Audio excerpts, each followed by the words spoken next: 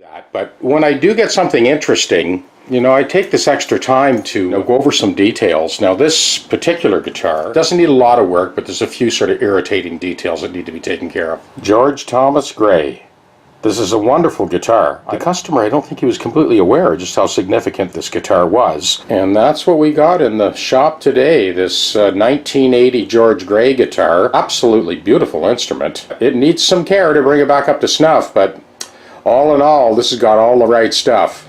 This is another one of those historically important guitars. In Toronto, at the time, Larrivee was single-handedly staking the claim to the Toronto guitar building scene. His apprentices came on board, David Wren and Grit Laskin, Linda Manzer. George Gray was the point man for finishing, so I think that was the ticket that got him in the door. So this guitar was made in 1980, and as you can see, the binding's falling off, the frets are terrible. This is borderline neck reset. If you did have a chance to look at that Guild guitar where we sort of bought back the real estate by changing the angle with the thickness of the fingerboard, this is a similar deal on this one. I'm sure that Larrivee oversaw the dovetail on this one. That's not going to be that easy to remove. Quite frankly, it's unnecessary in this case. We're going to go with a higher fret, an EVO fret. We got to bring this thing right up to snuff. And of course, this 1968 custom shop Les Paul. How can you not like that headstock? This has got to be the most iconic headstock of all time. Love it or hate it, you'll never forget it. Unusual burst on this one. It's almost like a Strat three-tone burst. A beautiful flame maple top, gold hardware, Gibson Les Paul custom.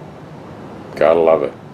Look at that flawless wiring job. This is absolutely gorgeous. They didn't leave much slack for pulling those pickups out of the way, but nice job.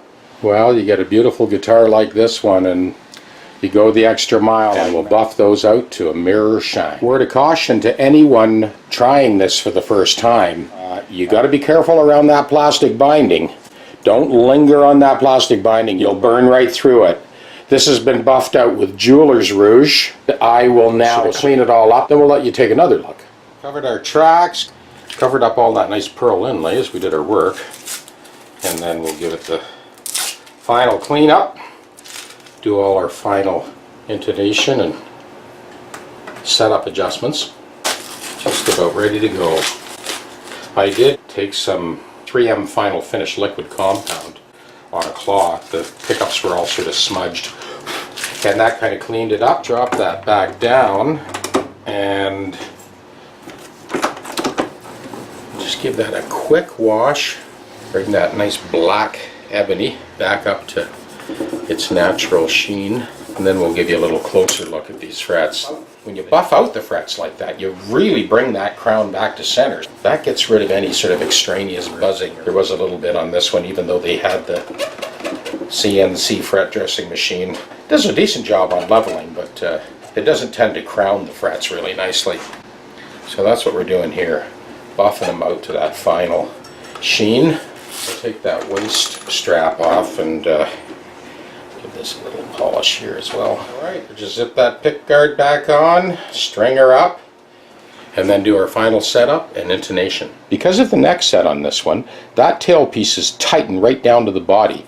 You know something? There's still a little bit of play on those two outside strings, so it is fine just right where it is. The strings are not deflecting off the back of the casting on the bridge, so that's fine. You can tighten that one right down. It always depends on the neck to body angle. In this case, it's perfect.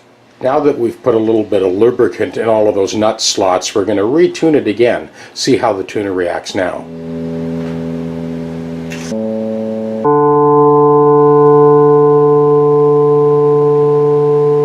Much better.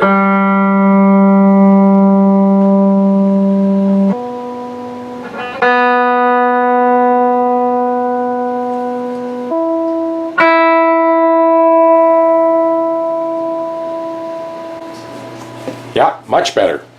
Alright, here's the difference without a compensated nut. So, there's an E, F. I'm not death gripping it, just very light touch here.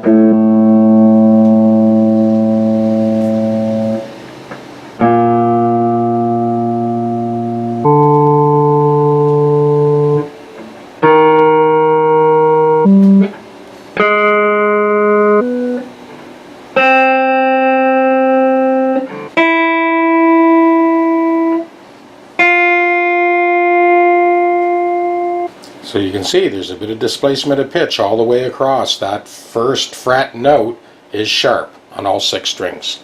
That's why we do a compensated net.